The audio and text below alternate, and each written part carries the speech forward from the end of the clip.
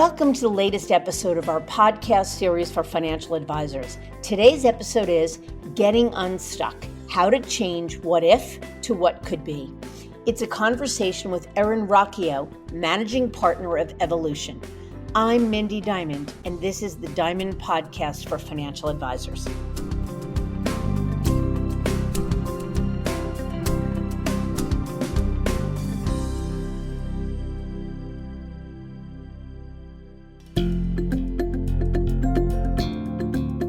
At Diamond Consultants, our mission is to help advisors live their best business life. We want every elite advisor to find exactly the right place for their business and their clients to thrive, whether it's at a wirehouse, a regional, boutique, or independent firm. As the industry's leading recruiters and consultants, we've transitioned more than $250 billion in assets under management in the past decade, and each year, 25% of transitioning advisors who manage $1 billion or more are our clients. If you'd like to talk, please feel free to give us a call at 908-879-1002. Are you a financial advisor who's curious about whether you're in the best place to serve clients, or if there might be a better way to optimize your business for the future? Should I Stay or Should I Go is a new book that serves as a self-guided journey, walking you through the key steps that Diamond Consultants takes with our advisor clients, whether considering change or not. Visit diamond-consultants.com/the-book to learn more. When I started writing the book, Should I Stay or Should I Go, one of the concepts that served as the foundation for it was the parable of the trapeze by Danon Parry. The story serves as an analogy for what we see many advisors going through at some point in their careers.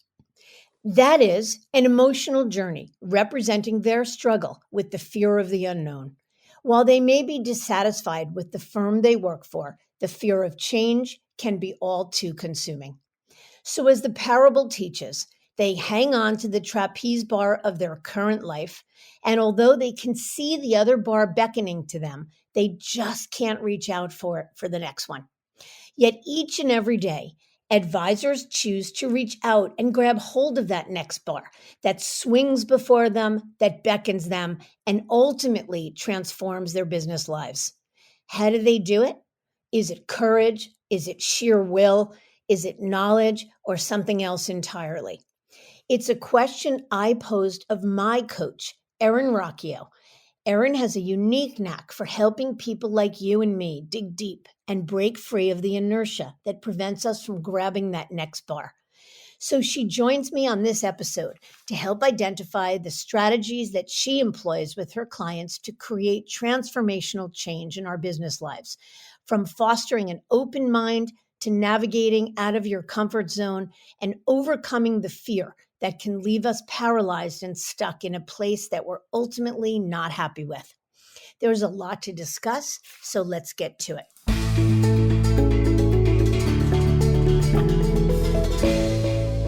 Erin, thank you so much for joining me. I'm really excited about this episode. Thanks so much for having me, Mindy. I'm thrilled.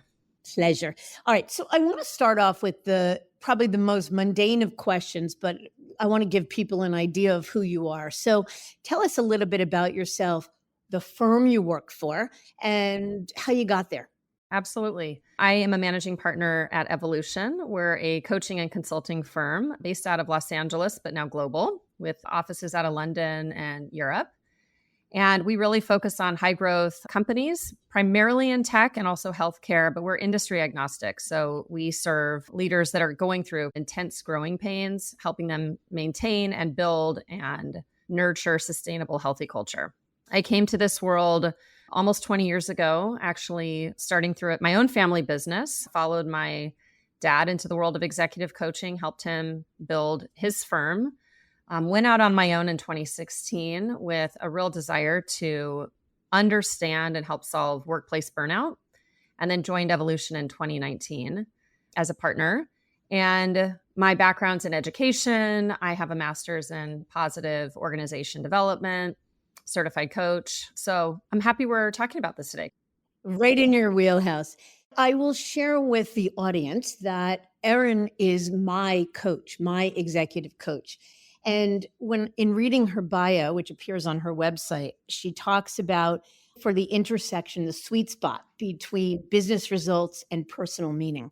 And if anybody who knows me, clients or otherwise, I'm all about personal meaning. Like business results mean nothing to me if it doesn't align with my values and goals and really doing the right thing. So that spoke to me.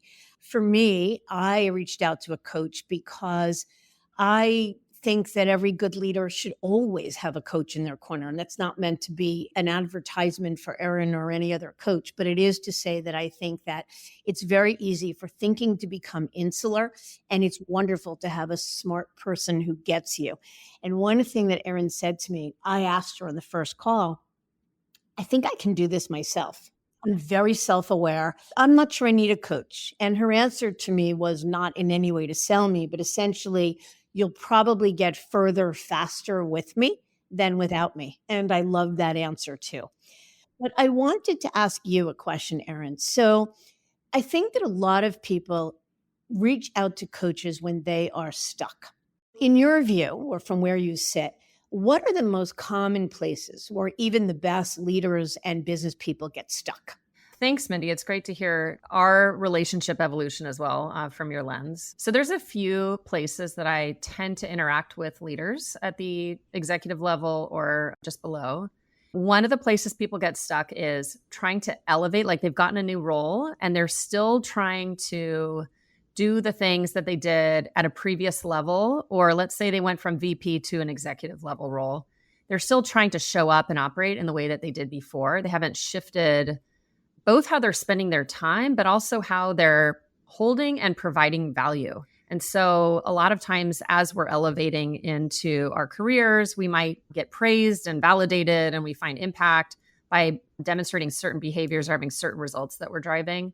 Things shift dramatically when you get to the executive level, and it takes a bit of a transformation around how someone identifies, how they feel valued, and how they're showing up and leading from a higher perspective or elevation. And so that's one of the big areas that coaches can make a difference, is helping someone raise their perspective so they can see more broadly and more strategically instead of getting stuck in the doing and the day-to-day and the tactics. That's a wonderful jumping off point because, as I've shared with you, our audience is made up of an awful lot of financial advisors that have spent a lifetime practicing within big firms. They worked at Merrill Lynch or Morgan Stanley or UBS or whatever it is. And in this sort of new world order, it's not uncommon for financial advisors to go independent. We call them the breakaways. And so what you've got is this new generation of people that were excellent advisors, great at managing money, great at nurturing relationships, great at building their personal asset base, but never really taught to be a business owner or a business leader. I think your perspective is the right one because just because you're a great advisor doesn't necessarily mean that you'll be a great leader. That brings us really to the theme or thesis of our episode today. So in writing my newly released book, Should I Stay or Should I Go? The first chapter in the book is about the parable of the trapeze. The parable of the trapeze is my favorite analogy. When I read it, I thought my mind was going to explode. It spoke to me so much. And it speaks to me so much, just given the lens through which I see the world. I coach financial advisors that often get stuck in inertia. So it is the parable of the trapeze is the best analogy for what advisors go through at some point in their careers. And to me, it's a parable about making the leap from comfort to growth and letting go of comfort zones. So let me just take 1 second. And for anybody who hasn't read it, I highly encourage you to do so. Maybe that's a shameless pitch for the book as well, because I talk about it there with respect to being a financial advisor. But essentially, the parable of the trapeze talks about somebody who is holding on to a trapeze bar. It's comfortable or comfortably uncomfortable, but it's certainly familiar. And all of a sudden, as they're merrily swinging along, as if for the first time, they see another trapeze bar in front of them, like they never noticed it before. And now suddenly there's the dilemma. Do I reach for that unfamiliar trapeze bar for whatever it could mean? Or do I stay holding on to the one that's familiar? So I would ask you as a coach, what does it mean to you? I agree that I love this metaphor a lot. It symbolizes to me the felt and lived experience of someone facing change or considering change or even going through it. Here's how I relate to it. For me, jumping from one bar to the next requires a few things. One, it requires courage. Any sort of change requires you embracing and acknowledging you're afraid and being willing to do the hard thing in service to something greater. So one, there's a courage factor, but two, there's this feeling of death almost, like I'm going to die if I don't catch the second bar. And so there's an inherent risk that we have to be willing to sit with and hold. There's often a sense of loss because we might like the previous bar. That one was known and comfortable and fun and cozy, but there might be something more compelling in the future. So while change is terrifying, as I imagine real trapeze arts are, I have not done it, but I can imagine. While it's terrifying and you have that feeling, that momentary feeling of falling or death, it's also absolutely thrilling and required for someone to break through and find something of more meaning, in my experience. So it's worth it, but it does require a ton of internal attributes that people have to tap into that they might not have previously. I love what you said, and I couldn't agree with you more. That feeling of death. And it's funny because I think about the feeling of death in two ways with respect to what we're talking about. On the one hand, you feel like you'll die inside if you stay stuck and you don't reach for something better as long as you know it's possible. Yes. But it also feels like death, terrifyingly scary to let go of something, even if you know it's uncomfortable or it's wrong, to let go of some place where you or something where you have been comfortable for X number of years, perhaps the whole of your career. It is terrifying, akin to a death to let go.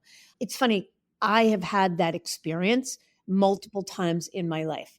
And I realize I am a person, I embrace change. My family thinks I'm weird because I actually really like it, that it jazzes me. It's not to say that it doesn't scare me, but I'm jazzed by letting go of one bar and hopping to something new.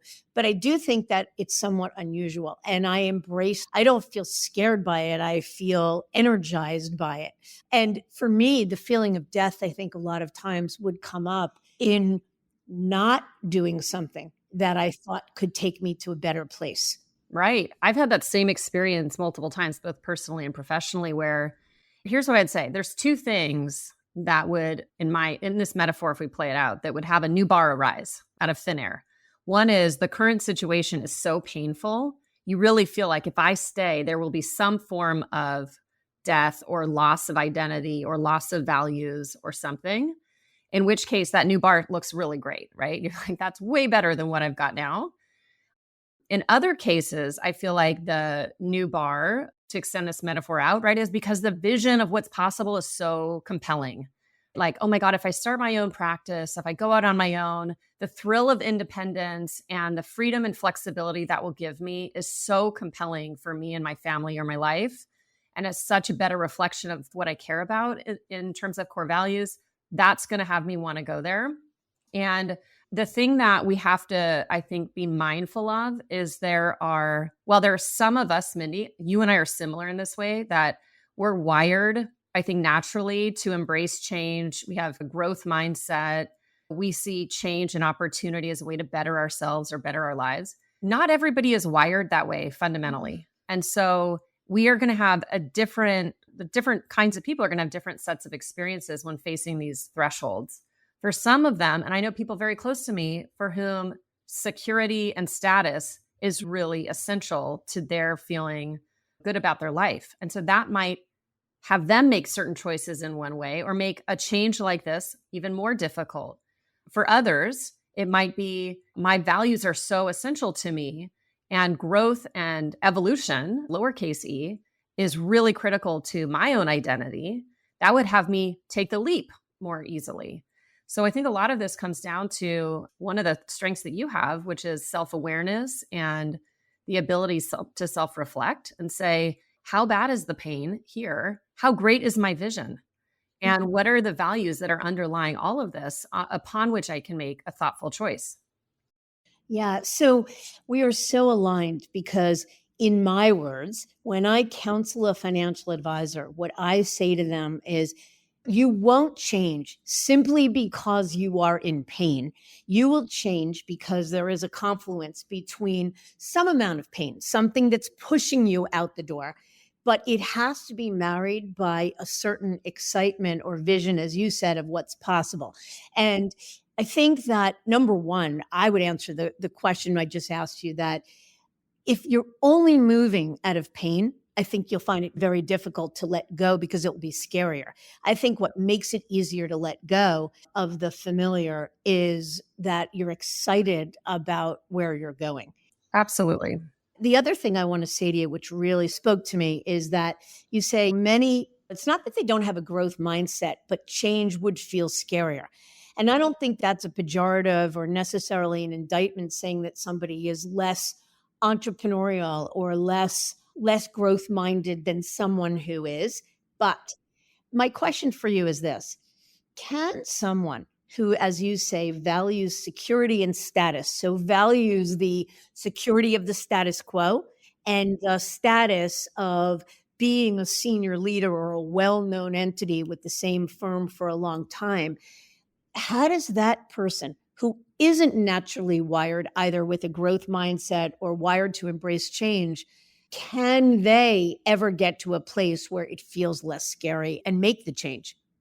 That's a really great question. And I just want to underscore what you said about growth mindset versus fixed mindset. Some of us love security, some of us love change and newness. There's no judgment on either side of the spectrums. I think the most important thing is just to acknowledge and be honest about who and how we are, right? How we fundamentally are wired. I don't know that, and this is a little bit of my bias here, Mindy, but I don't know that kind of entrepreneurial life is for everybody. I really don't. I've seen people struggle with it. If they need more known and they struggle with ambiguity, it might be better and wiser for them to stay where there's more structure and there's more support and things are less uncertain. Others of us look at uncertainty and see it as potential and the opportunity to shape things. And we're wired that way to thrive in that environment. And for those folks, you and I happen to fall in that camp. But for those of us that are resonating with that, then I would say entrepreneurial life is probably better suited for us. Like I would struggle in a large, highly structured, highly organized organization, even if it gave me status and money. Like it actually would not work for me. You would feel that death you're talking I about, would. staying in the wrong place. But, I'll point something out. In the world in which we work, the wealth management space, the people that I counsel, there is a less big move that they can make. So someone could be holding on to a trapeze bar, acknowledging the fact that there are pain points to whatever degree they are painful, and beginning to get curious about what else is out there. Almost everyone wants to understand what independence is, because there's no doubt that independence, being an entrepreneur, is what allows someone to have the greatest agency and control and flexibility, and ultimately have 100% control and monetize the business at day's end for the greatest amount. But as you point out, and you are 1,000% right, not everyone wants to be or should be an entrepreneur. But the less big change that someone can make, if they are uncomfortable enough, is instead of making the leap to independence, make the leap to another traditional firm, meaning stay as an employee, but perhaps you go from Merrill Lynch to Raymond James, meaning more of a smaller firm or a boutique firm, if you will. What do you think about that? I love it. I mean, I'm a moderate in many ways. I think that when we're talking about taking leaps, what would support someone going from something very known and certain to something completely new with lots of potential, but lots of risk? I love the middle ground approach because it does help us ease our way in to something and de-risk it. Now, what I say to everybody going through change, whether it's an individual or an entire company on the brink of some sort of operational or cultural change, it's really important for us to recognize and preserve the parts of the past that feel essential and safe Because then our brains can settle in and go, well, as long as I've got this sacred thing protected, now I'm more open and flexible to this other parts that are more ambiguous, right? So if one of the things they loved at a really large firm was the network and the ability to, I'm making this up, right? But like the connections and the influence they could have with a larger platform, cool. How could we replicate and preserve that even if they go to a smaller house? How do we double down on their network building and their relationship building, even as the environment around them shifts a little bit? Right. So that's a great question, I think, for people to think about. What feels sacred? What needs to be preserved that would allow me to feel a little more comfortable taking that leap to the next trapeze bar? Yeah, I think that's really valid. I love that.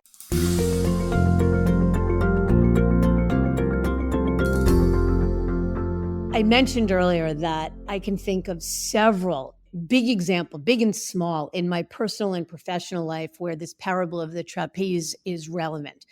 But I'm thinking right this minute of when I was probably, I'm going to say 27 years old. And I graduated college. I have an accounting degree. I went to work for a big 8 public accounting firm for a couple of years. I hated it. I hated every single thing about it. If you know anything about me, I felt trapped in numbers. It was ill-suited for me in 1,000 ways. But I had gone to school for accounting, and being an accountant was really important to my father. I'm not even sure why to this day, but it really was. And when I went to an accounting search firm at 25 years old to look for another accounting position, and they offered me a job to be a recruiter. So at first, that became the trapeze bar that I had never seen before. It never occurred to me that there was a world beyond accounting. I just assumed I'd be stuck in a career that I either hated or hoped to find something maybe I'd hate just a little bit less, but never expected to find something that I loved. Once I saw that bar, it became hard to ignore. And I tried to ignore it, by the way, for a period of time because I thought my father would think I was nuts. They were offering me a draw and I was making good money as an accountant. And for a lot of reasons, it just felt like I was going to disappoint the universe, like I was doing something wrong. I tried for the better part of a year to ignore that new bar until one day I couldn't. Put some of your magic. Erin has a way, I'm going to say this, of taking a lot of words and putting into really smart few. That's something she's really helped me with. So what are your smart, magical words for what I just described? Oh man, let's see. I will say I've also lived through those moments, Mindy, and here's how I feel about it. There's like a call from inside of you. I don't know where it comes from, whether it's your higher self, whether it's some spiritual thing, or just a deeper, more pure part of you that says, this is not it. There has to be something else. I know what it's like to ignore that voice and that calling. And it is more painful in my experience to grip the current trapeze bar that you're holding on to. Once you've heard that call, it is so much more painful than actually letting go and jumping to something new, because it's like you can't unsee it. It's like you've taken the red pill in the Matrix. It's like, okay, there's something here. The status quo is no longer aligned, and it's painful to consider leaving, but it might be way more painful to stay. So for me, it feels like a calling, and we have to pay attention. That's exactly right. What do you do with that? So for a year, in my case, I lived with, I don't even know that it's that the calling became louder. At the beginning of that year, it was like, oh, what do you know? Nice to be wanted. Didn't really give it a second thought. A week or two later, it became maybe a little louder. A month or two later, it became louder than that until it literally became an obsession and it was all I could think about and I couldn't not think about it. It did become a calling. But what do you do in the meantime? How do you get from here to there? How do you get from that place of, oh, there's a new bar, what do you know, to really actually knowing it's the right time to make a move? What do you do in between? Yeah, awesome question. Like, what's the path? So the very first thing I think is important is for everyone to pay attention to that call or that inner voice, that inner wisdom, as I call it, and really start to listen to it, understand it, even if it's terrifying what it's telling you, to really get to know what it wants for you and why. So the first thing is, what is it saying? Second is, why is it saying that? And this, you're going to hear me talk about core values ad nauseum. Mindy, you and I talk about it every day. We talk. But understanding, is the calling about something external and status oriented, or is it coming from a deeper, more truer place that says, this is not my path. My path is elsewhere. However terrifying, my growth lies over here. So listen to it, understand it.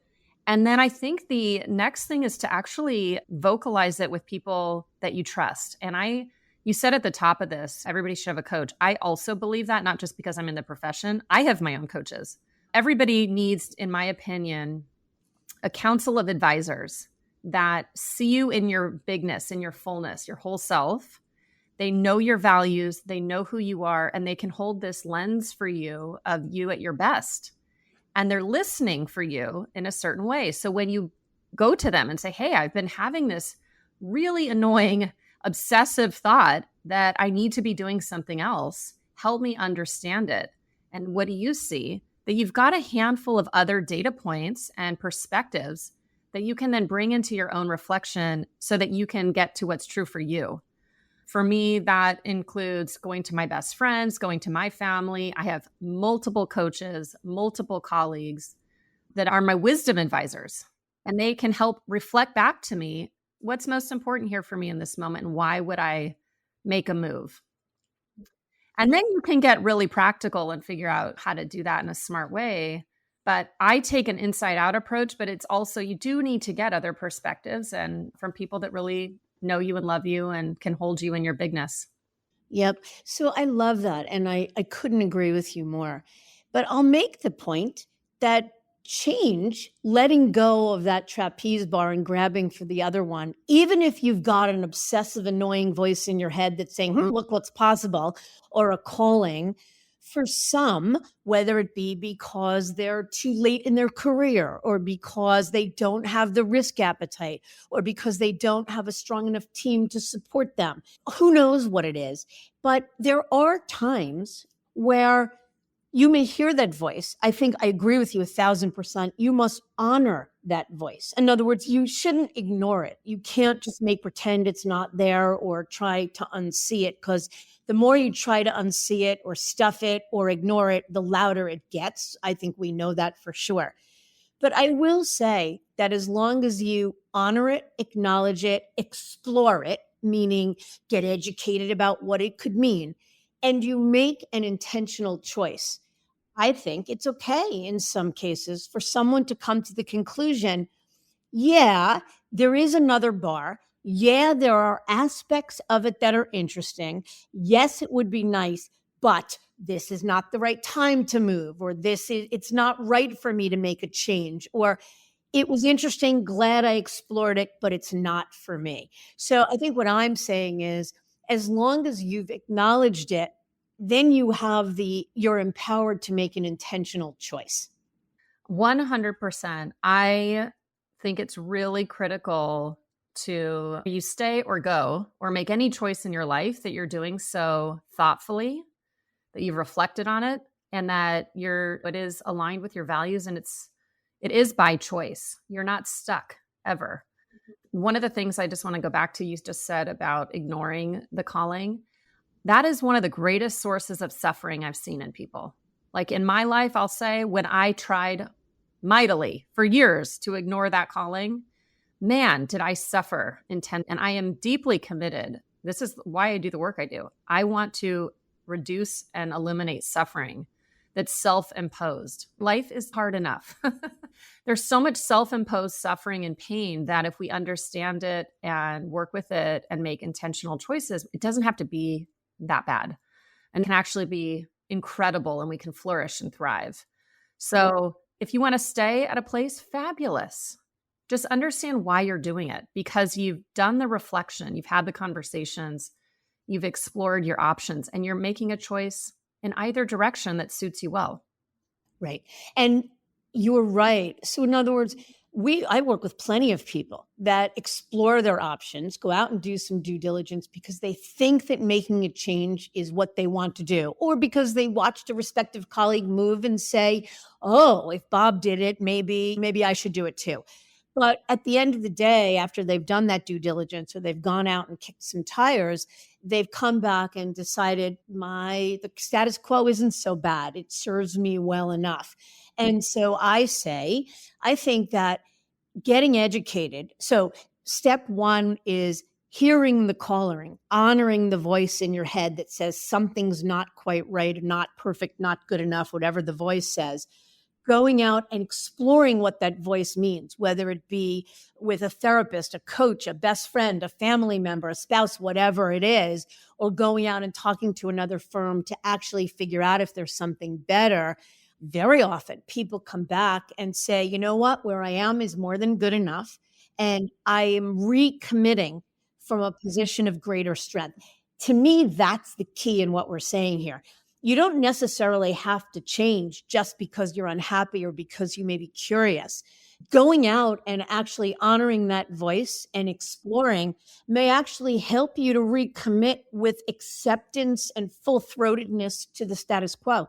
Absolutely. And it might make you clear along the way of what you have influence over in your current position to make things more aligned for you. That's right. So you might go, it's easy to go, oh, shiny object, let me go jump firms.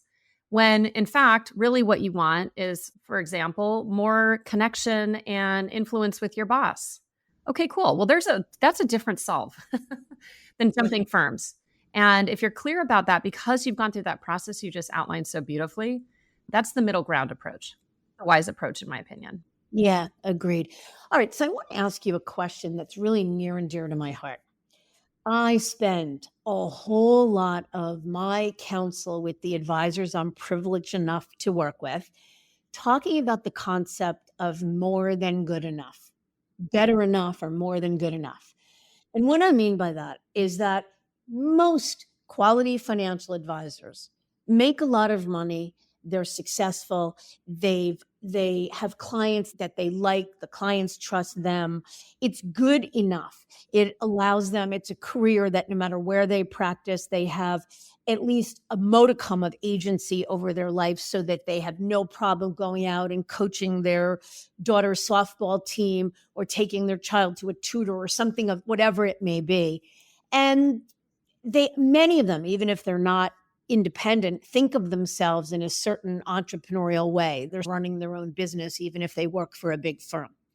And so for the vast majority of advisors that I talk with, they live in a place for a really long time of good enough. And good enough is really good enough. In other words, people may say good enough, but it's really mediocre. I think for the people I'm referring to, good enough really is good enough. It's much more than mediocre. But the people that wind up changing, what I say to them is that the benchmark or criteria for a move to be worthwhile, it's a hassle to move, it's disruptive, it's scary, it's all these things we're talking about. In order for it to be worthwhile, it needs to be more than better enough or more than marginally needle moving.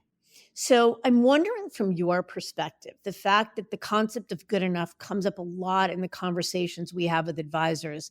What do you think of the phrase and what do you do with that information? It's good enough. I'm not giving it rave reviews. It's good enough. Amazing question. And there's so many layers to this because we could go all the way down to the interpersonal. The personal is like a very deeply seated need that we all have as human beings to be enough, right? And be worthy. So there's that, which I won't really go into today. I want to go more to how this plays out in the workplace. And when someone looks out, as you said, at their environment and go, oh yeah, this is good enough. The language that I use and the frame that I hold, Mindy, is that of sufficiency. What is sufficient? It is very easy if especially we feel that inner angst, like nothing's ever good enough, to that will play out in our work environment and the choices we make around our work lives to strive and constantly seek more. If someone's at the point in their career where they're actually satisfied and good enough is accurate, and is, to me, that's a reflection of sufficiency. I have enough of what I need to feel safe and secure and at peace with myself. And that's my goal with all my clients. That's my goal for myself in life, is really exploring what is enough. What is enough money? What is enough? What are enough projects? What are enough clients? Is enough time away from my kids? What's enough time with my kids? What is sufficient for me to feel like I am staying true to what's most important to me, my values? I am spending quality time in those spaces and with those people that are most important to me. And what's my range? Like, we all need some flexibility with this, right? So like, what's my ideal? Maybe, gosh, yeah, I'd love to make millions more dollars. That would be really great. Do I need that? Not really. I'm really great right now. Okay. So sufficiency is the key for me. Knowing what our minimum requirements are. This is how we get out of mediocrity. What are my minimum requirements in any situation to feel safe, secure, and aligned with my values? Once we know our minimum, we can envision the ideal. We've got a range or a window within that answers this question of enoughness or sufficiency. I like that. And my mind is going because it brings up a couple of things for me. When I hear the word satisfied, to my brain, that feels not enough to me. And maybe it's because I have this change mindset or growth mindset. Maybe I'm wired. Maybe I really am a weirdo, like my kids say, or I really am unusual. But I will tell you a story that many years ago, we had two financial advisors that we were young married and they were young and we liked them very much. And we went to do a quarterly or annual review with them of our investments. And they said something like, "Oh, you're doing just fine. You're going to walk across the finish line at the end of the day." That was a kiss of death. I heard walk across the finish line and said, this guy does not know me at all. I've never walked across anything in my life. That is not nearly enough. No, thank you. And we changed financial advisors, best move we ever made. But I share that story because when I hear, yes, satisfied to me has the ring of sort of minimally acceptable. And as you say, you identify your minimum requirements. So what if, though, you are satisfied, it meets your minimum requirements, but what if you know there's something, it could be better? And remember, as you answer this, these financial advisors we're speaking to, Erin, are people that manage other people's money. Like if they make a move, it's not just about what's better for themselves, it's about what could be better for their clients. So that notion of just sufficiency or minimum requirements to me seems lackluster. Am I not thinking about it the right way? No, I completely understand your perspective. I think that you and I are wired similarly in this way, which is we're always looking for better, best. And this notion of sufficiency or enoughness actually goes directly against that, because the striving for what's better, it's almost like an insatiable hunger. Sometimes it feels like you cannot fulfill it, right? Mm-hmm. So I look at this from a balanced perspective. We don't ever want to be complacent. Putting you and I in a room, I can't believe someone said that. Well, you'll walk across the finish line. I want to be running across the darn finish line doing cartwheels. Like, come on, that's not why I'm here to live. I want to optimize my life. Like, I came here with purpose and I want to fulfill that and have a great, big, amazing life. And I know many of your listeners and you are like that too. So I would never, ever, and I don't even hold this definition in that way, think that complacency is the goal. The goal is knowing what that minimum is that says, I will be okay. And I still want to reach and strive and envision a new future and be creative and generate new possibilities for me and my clients and strive. I think that energy, that creative energy, is absolutely vital to us feeling alive and purposeful as human beings. So it's holding both and finding, we each have our own way of doing that. Well, I think that's the key is that, okay, so for me, once I see a new bar, I could have predicted, because I know me now very well. I was a young 27, 28-year-old when I first saw that bar calling me to become a recruiter. And I now know that when something speaks to me in a whisper, it's not going to be long before it starts to be a drumbeat. But many people don't experience that. And I think you really hit it on the head, that it's an inside game. What's good enough for you may not be good enough for me, and vice versa. And that's what makes a horse race. Nothing wrong with that.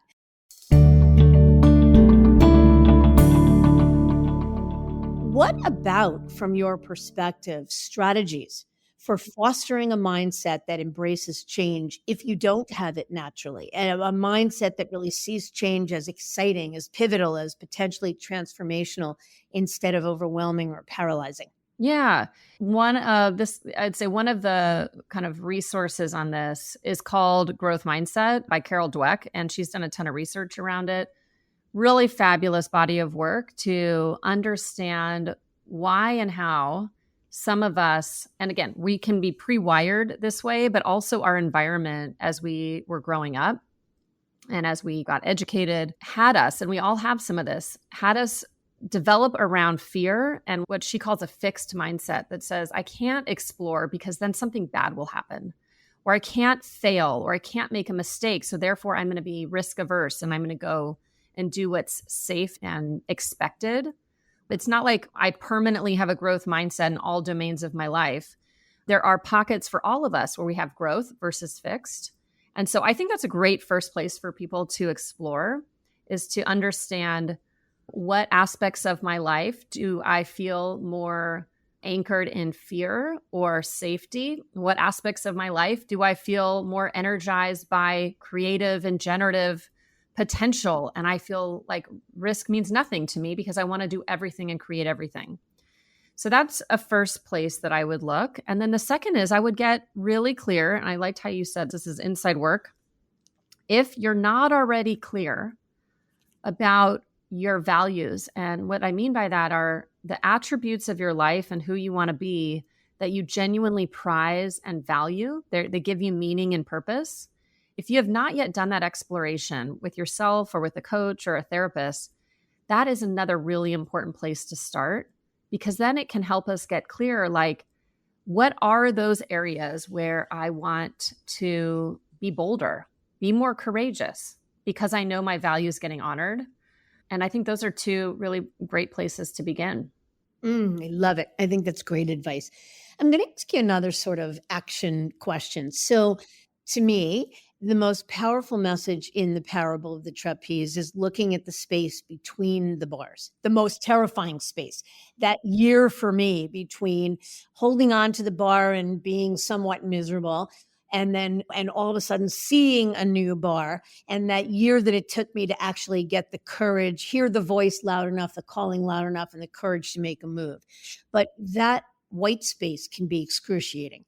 And those moments of uncertainty, the what ifs, as I call them, how would you counsel someone considering change to navigate that space and even get to embrace that space instead of being so put off or overwhelmed or terrified by it? Yeah, absolutely. So I'm going to give you my deeper coachy type of response, because this is such a big question. Every single person that I work with and encounter in life, to me, this is a lifelong deep practice around learning how to sit with discomfort and with ambiguity and uncertainty. Human beings are not wired for that. We are wired to survive, and that means that we mitigate risk. Ambiguity and uncertainty and holding these what ifs are risky.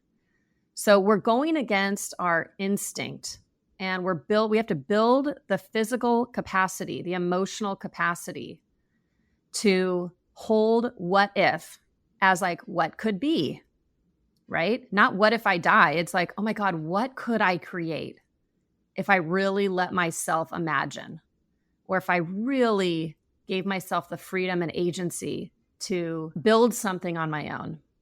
And this is going to sound a little weird because I'm a weirdo too, but this is not just an intellectual exercise. A lot of people try to embrace or face change from their heads and think if they just rationalize it, it'll somehow make it easier. That's only one component. That's the first component. But there is something emotional and physical, learning to literally sit with discomfort and uncertainty in your body of not knowing and training yourself, your whole system, to know that it's safe and secure and can handle that white space between what was and what will be. That is literally the practice of our lifetime. Every single leader I work with has to build that muscle, every single one of them, myself included. So the ways that we do that include mindfulness practice. They include what we call somatic practice, which is building that capacity in your body. They include relational practice, learning to hold and build safe relationship where you can explore some of this. But it's doing work with to be honest, our nervous system and our brain to say, I can sit in this white space for longer to allow what really wants to happen without short-circuiting it because I'm afraid. I'm sitting here throughout this episode telling you 100 times how I embrace change and I love change and I have a growth mindset, go me. But here's my truth. No one on this planet hates ambiguity and uncertainty more than me. They terrify me. I am so uncomfortable with them. And I just learned something wonderful that I am going to use, changing what if to what could be or what could I create or what's possible. I love that. Awesome. For some of us, and again, I'm very similar to you. I don't love ambiguity because I like to be in control and shape my future. Yeah. Right? I want to have control over my destiny. That helps me feel safe. So this is a practice I have to do too, right? Is how do we let what wants to emerge? So it's taking more of like an artist lens, like Picasso, like what's coming, what wants to get made here? Well, I think you said something that's really interesting. Like we're not wired to embrace ambiguity or uncertainty. We're wired to embrace control and certainty and knowing just what's going to happen next. And so I think a lot of times we conflate fear of the unknown or what we can't see with something terrible happening. And that's part of the problem. Yeah. And I just want to like acknowledge the world that we live in today with tech and kind of the media environment and just the global nature of our lives. We are not wired from a physiological perspective to handle this much ambiguity and uncertainty. So it is hard. So when I said at the top, like life is hard enough as it is, because our system is inputting and taking in so much data constantly, right? Like I look at my phone all day and I'm like bombarded by information. That's too much anxiety and uncertainty and ambiguity in general for us to hold. And so then you throw in something like a major life change. And it's easy for people to feel bad about themselves. Like, oh, I should be bolder and I should be more courageous and be less afraid. I want to insert a moment of compassion for us as human beings living in this modern age. It is hard. It is hard. And being afraid of change, even considering it, is absolutely normal. We all go through it. And there are tools and there are structures to help you. But, this is a lot. I appreciate that because I think that you're absolutely right. And even for someone who might love change, change is hard. I'm really glad you said that because it's important that we point out that even to someone who likes change is hard, for sure. I thought this episode was phenomenal. I learned a ton. I loved everything about it. I want to ask you one final question. So, how would you help someone who's in the process of determining their readiness for change? The book I just wrote is called Should I Stay or Should I Go? And while it was not at all written as a sales pitch to get somebody to change, it's a way of helping someone to assess everything we've talked about. Yeah. Am I in enough pain? Is there a possibility that it could be greater? All that sort of stuff. How would you help someone to really determine whether change is best or staying put is best? Yeah. Well, we think about it similarly. And in this case, I actually like to get objective and do some work around, I guess it's objective and also internally reflective. So I've been talking about core values a lot, understanding what's important to you. That's a central element to this process. The other thing we haven't talked about yet, but I feel is absolutely vital, is getting clear on what your needs are. So in the realm of sufficiency, like what are your actual needs around finances, around time away from work, around the work environment you might be stepping into? Or do you need a more relational environment? Do you need a more distant or transactional environment? Understanding who you are and what your needs are, as well as what you value, then can have you look at what I call like the pain points, right? What are all the things that are aggravating me about my current state?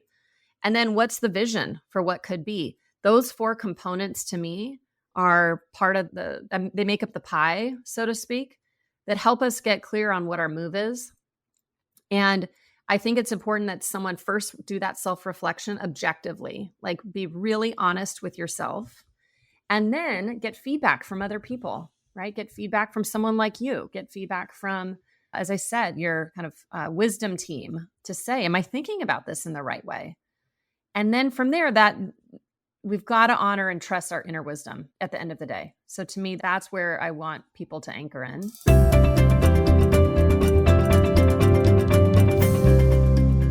We are so aligned in that because I may use different words when I counsel folks, but I say the exact same thing. Like, first of all, you'll just know if you take all the right steps. One is you ask yourself the right questions and you really do the inside work to understand what's important to you. Like, okay, I'm in pain, but how much pain? And how essential is it to me to repair that pain or to make a change?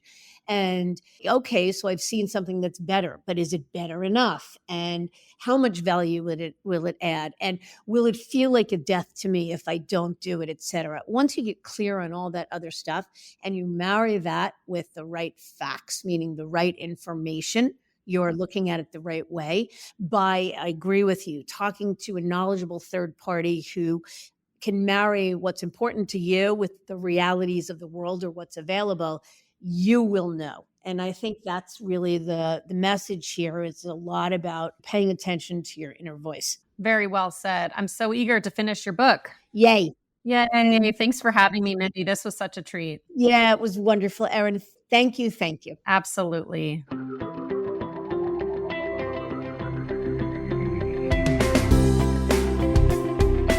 As a financial advisor, you hold yourself to the highest standards of integrity, honesty, and credibility. You are successful because you take your professional responsibilities seriously and are dedicated to your clients. But are you living your best business life? Are your goals aligned with your firm's, or could a better option exist? Should I Stay or Should I Go is a book written with you in mind.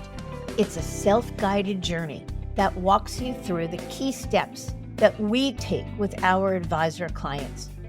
This strategic thought process and roadmap to professional self-discovery is designed to help you ask the right questions and think critically and objectively, whether you're considering change or not.